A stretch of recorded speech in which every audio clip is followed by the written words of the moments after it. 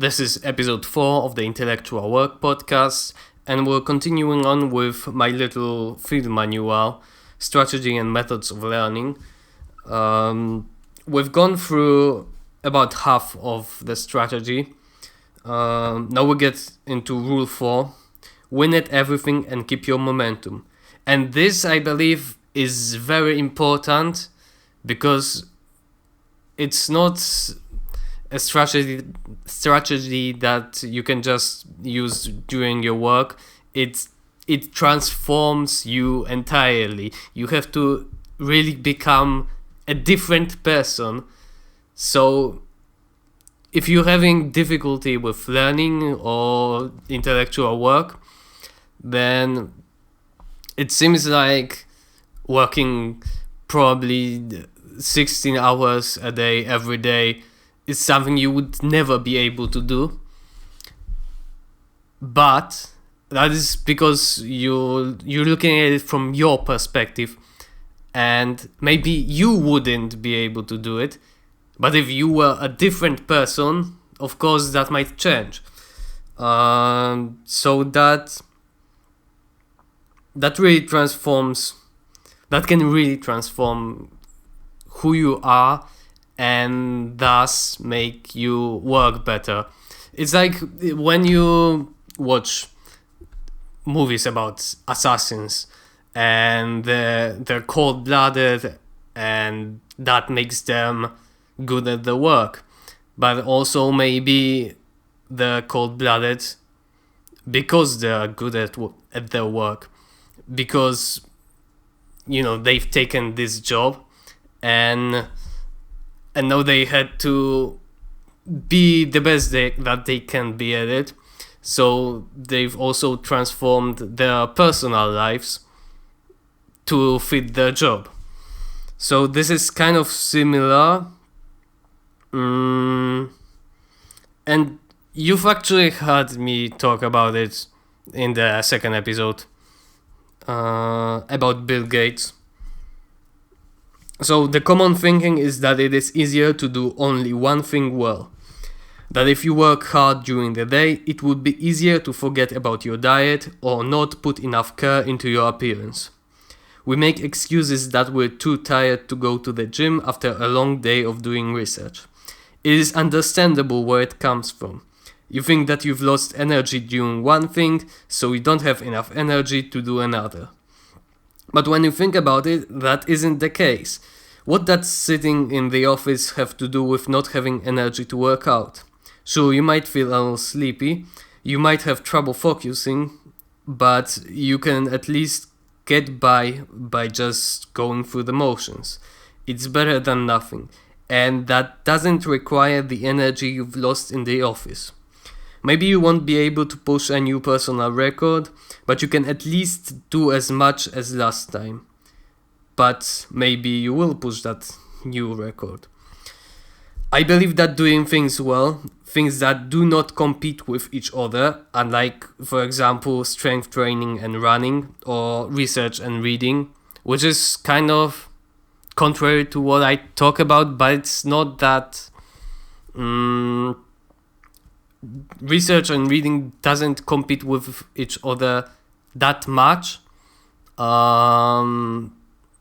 because your goal is entirely different. But still, I would suggest that if you're doing really strictly research and really just reading and looking for information, then perhaps reading is not the best way to relax.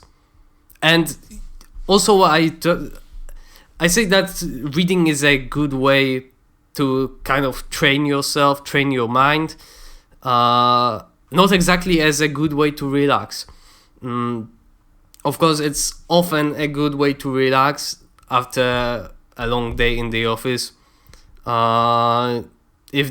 If what you're doing in the office is pretty hectic, and there's a lot going on, then going back home and reading is a great way to relax. But if what you're doing is really boring and you just have to go through it, like research and just reading stuff, then maybe that isn't the perfect way to relax, but it's also an exercise, like I said, to train your mind. So it should be treated differently.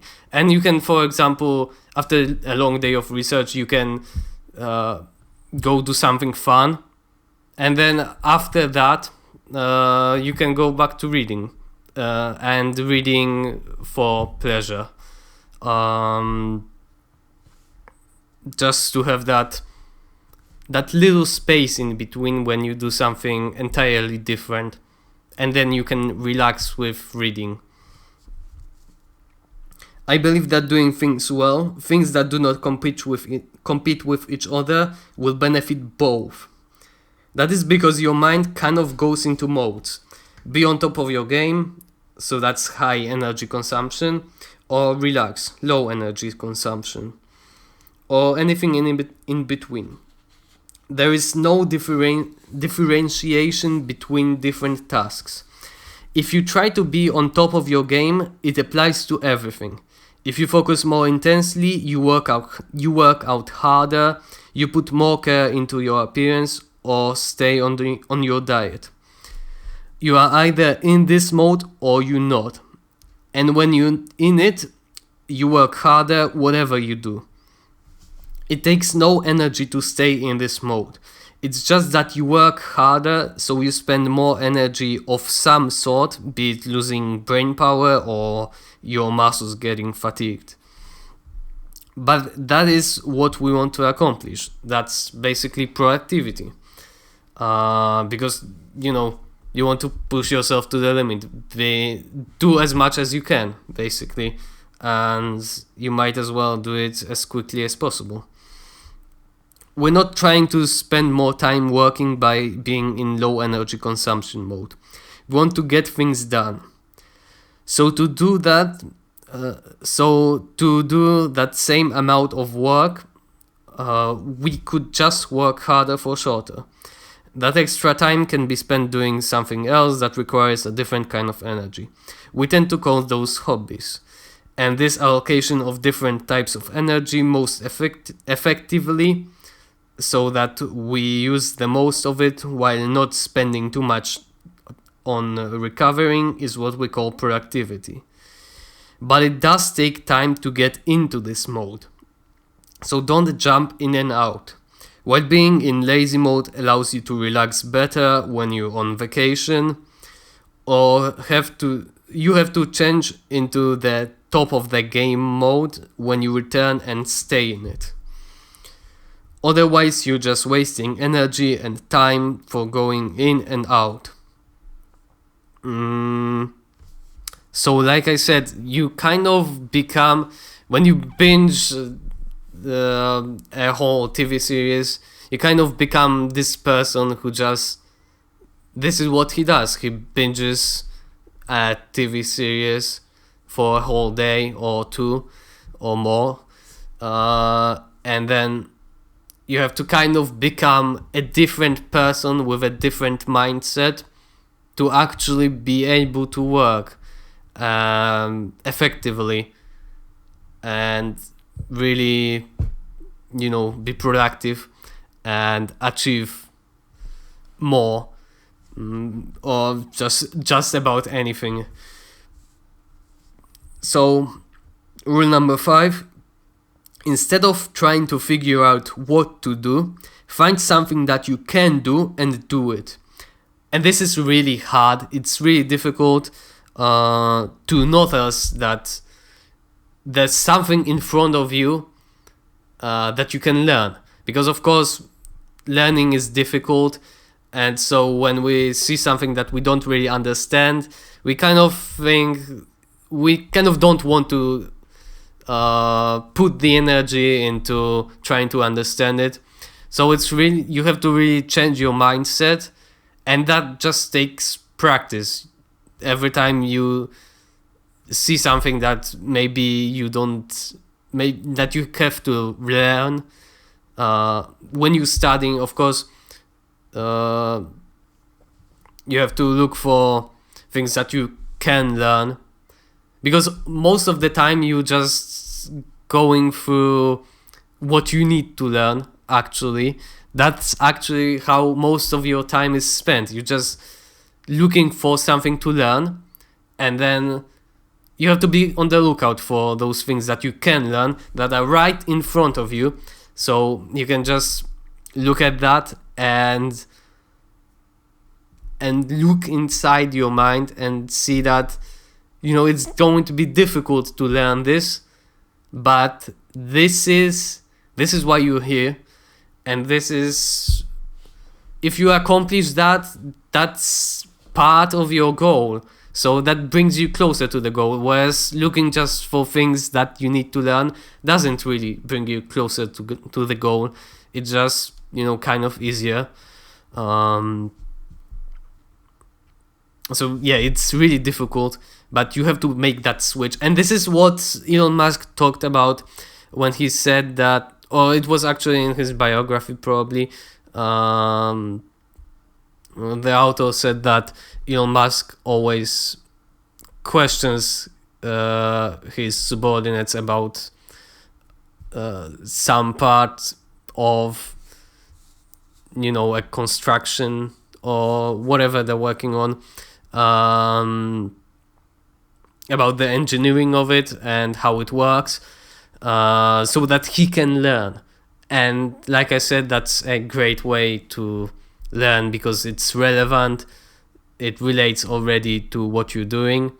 And it's also like here, it's right in front of you. This is what you're working on, or your subordinates are working on, but of course, this is your goal, is to have them work on it, and that also relates to you. So you should probably learn more about it, and yeah, just take that opportunity. It's taking that opportunity to learn something when it's right in front of you. So going to the manual, figuring out what to do, what is there to actually learn, what you don't already know, actually takes the most time of all when doing intellectual work. Even if you're reading a textbook, most of what you read you either already know or you require other knowledge to be able to understand it. So actually this is what I often do when reading a textbook. I don't like reading textbooks, so I mainly just go through the text, and what I know or what is obvious, I just nod to it. Okay, I get it. And then what I don't understand, I pretty much skim. I pretty much skip, because it's just your goal is to go through the textbook, and there is an obstacle, so you want to skip it. But that's of course the wrong attitude, because this is what you need to learn. So that's why I don't really like reading books, and I've pretty much reading textbooks, and I've pretty much given up on them. I prefer just searching for information online, because it's like you're just searching for it, and this is your goal, to find it. And it's not, it still isn't perfect, because you might go to a Wikipedia article, and it's going to be a long article, so you need to go through it and search for something that you can learn in this article. It's not going to be that easy. You can't just ask a specific question and just get an answer. Or maybe in some cases you can, but usually you don't know what question to ask, so you need to go search for a longer article to understand what questions you need to really ask and what really you don't understand and what is there that you can understand. So that's a difficulty. But still, I don't like reading textbooks. But I know there are people who can benefit from reading textbooks, who do benefit and enjoy that in some sort. I don't know how, but it works for them at least. So it depends. But you don't have to do it.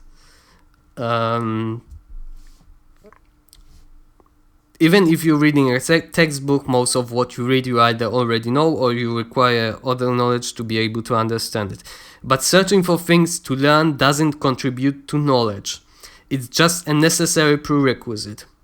You'd be surprised how much you can actually learn if you have something very specific to learn. So take every opportunity you get.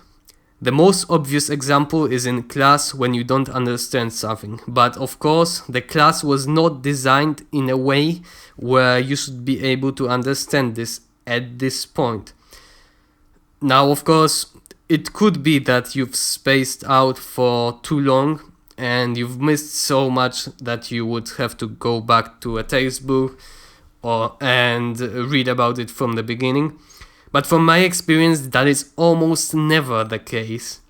Usually different topics are connected, but it isn't absolutely necessary to understand everything that leads to it. And this also got me thinking that this reminded me kind of the idea that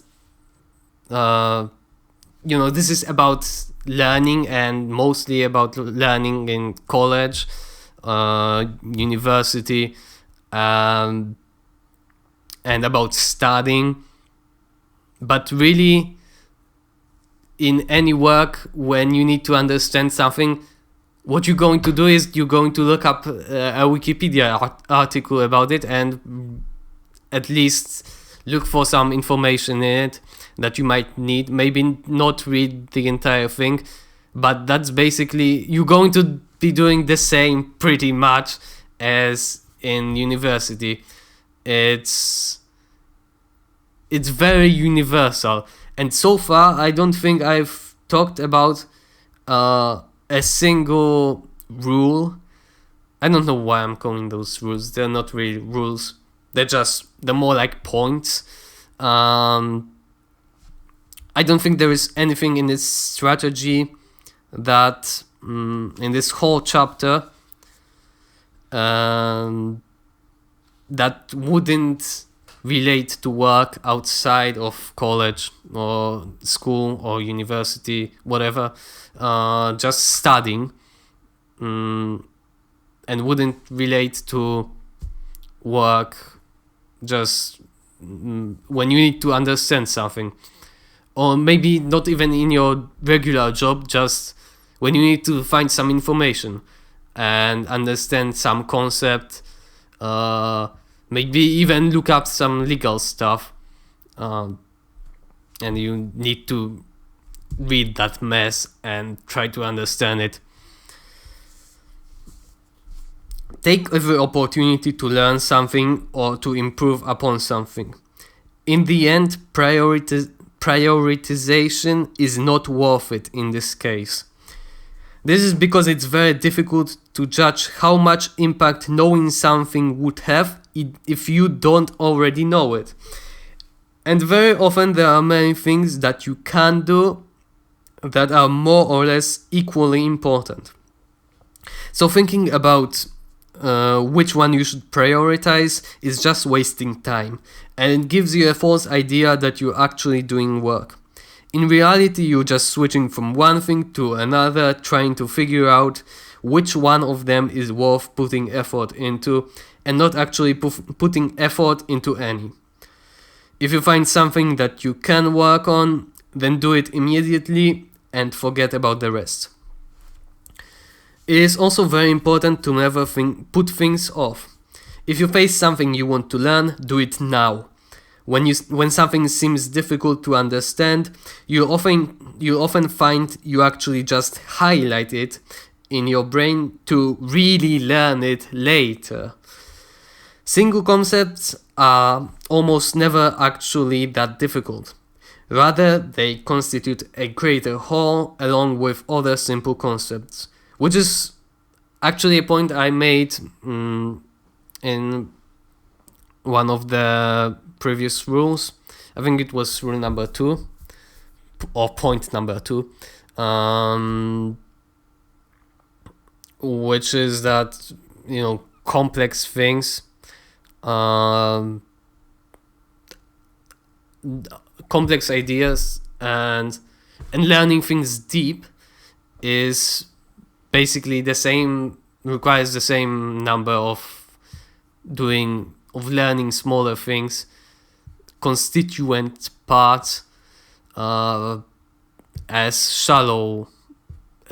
learning shallowly. It's just that the difference is only that they relate to each other. And so similarly, complex ideas are just many related simple ideas, small simple ideas. For example, classical mechanics is complex, but the principle of least action is just a single idea that can be understood in minutes if you don't dwell on how difficult it is to understand. It is connected to many other ideas, like what actually is action, but often even that isn't necessary because you can get it from the context. Really, most of the time you're going to be looking for things to learn and organizing the information. It is a necessary part of your job, but the essence of your job is understanding those concepts. So when you get a chance to do it well and aggressively. Besides, when, for example, during the lecture you're supposed to learn something, but you for some reason are not able to grasp it, you lose confidence and make it harder for yourself to learn it later. The task grows and you get smaller. You've tried once and you failed, so apparently the concept was difficult to grasp. A lack of confidence is really a big problem in learning. The things you learn are never actually very difficult when approached individually. It's just that over time you build an expertise and you're able to solve and comprehend complex problems easily. But even complex problems can be broken down into chunks, like is often done in classroom, and those chunks by themselves are easy. So sometimes it's better to not even try something if you know there is a large probability of failure. Failures are important, but what builds confidence is victories, and overcoming bigger obstacles gives you more confidence. But don't go too far unless you actually need a reality check. And there's been a large movement lately that failure is good and you only fail when you give up, and maybe that second sentence is more true than the first one. It's really kind of meaningless because you know that you kind of when you, for example, don't really understand it, it's kind of giving up still, even if you decide to learn it later.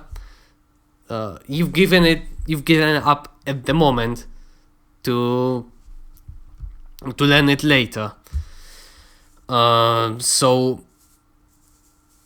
that it's of course useful in some situations, in many probably situations, in the current day and age, to tell people that failure is not really a bad thing, it's a learning experience.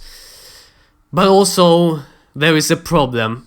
There's always a dichotomy, and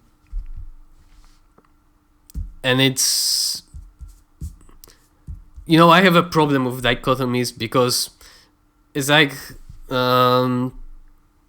when there is a dichotomy, of course, if you can do, there's like a rule that you should follow, but there's also a dichotomy that you can't push it too far.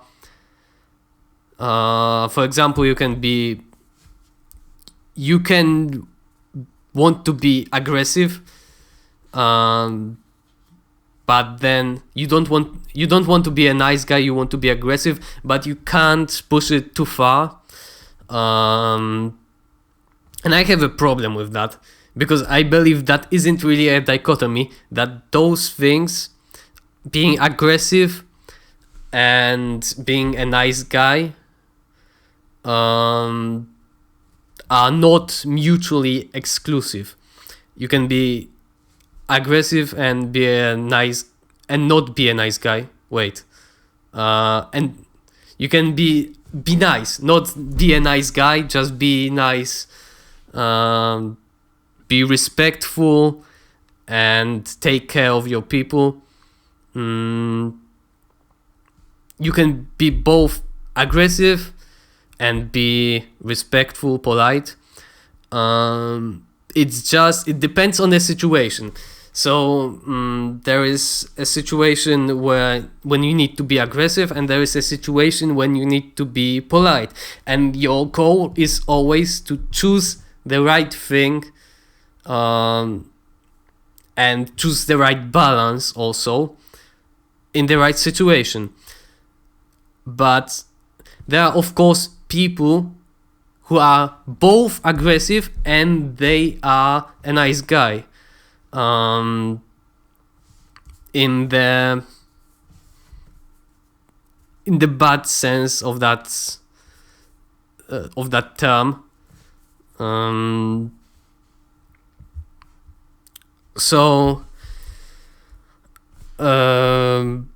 That related to failing and winning. So I believe that there isn't exactly a dichotomy to telling people. Well, there is a dichotomy, but it isn't that you need to find a balance in telling people that they should either be aggressive or they should be, or rather that there is a dichotomy that you don't need to find a balance between telling people that they need to win and that it's okay to fail. I think that it depends on the individual. And this is, again, I'm bringing up Joko podcast, in which once he told that for young officers, they actually tell them to not be overconfident and that they should watch out for it.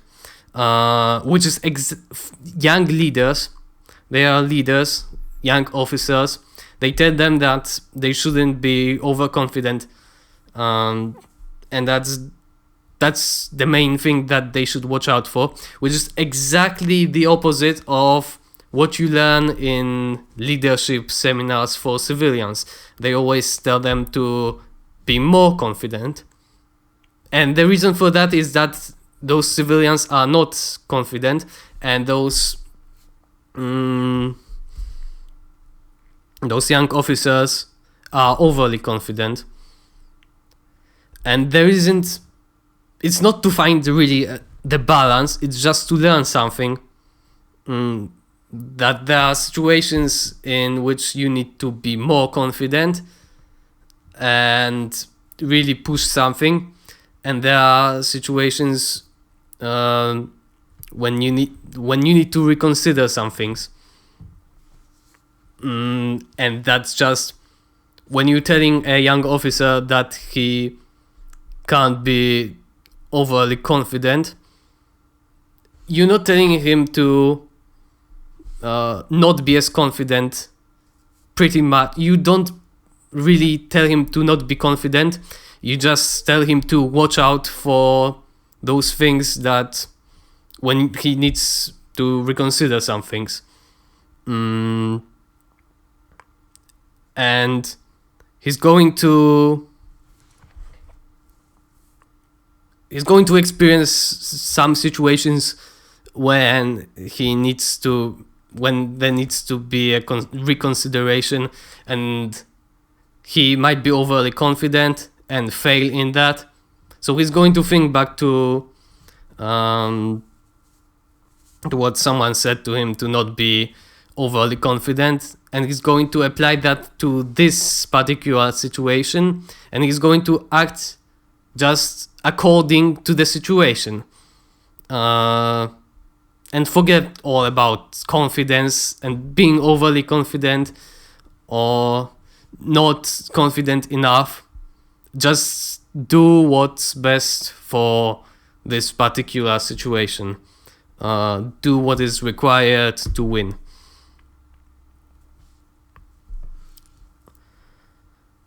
And there is also something to be said about the all too familiar saying, don't study for a test, study for yourself. And I actually agree. But this isn't some feel-good mumbo-jumbo telling you to follow your passion.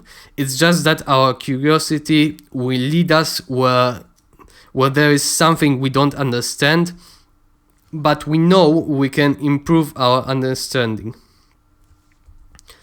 It's very difficult to guess what the professor might ask, and the chances of finding something that you don't yet know, but you are able to understand with the knowledge you have, are very low. You're likely going to just repeat what you know really well and try to memorize something you don't know, which usually doesn't help you. And moving on to point number 6, don't do 2 things that compete for your attention. And this is also very important, but don't take my word for it.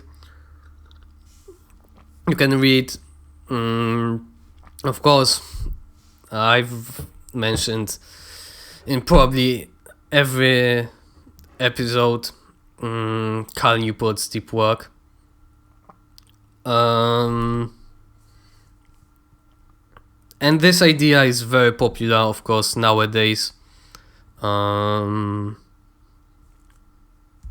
multitasking and being able to focus on one specific thing. And there are better resources than this, than my manual.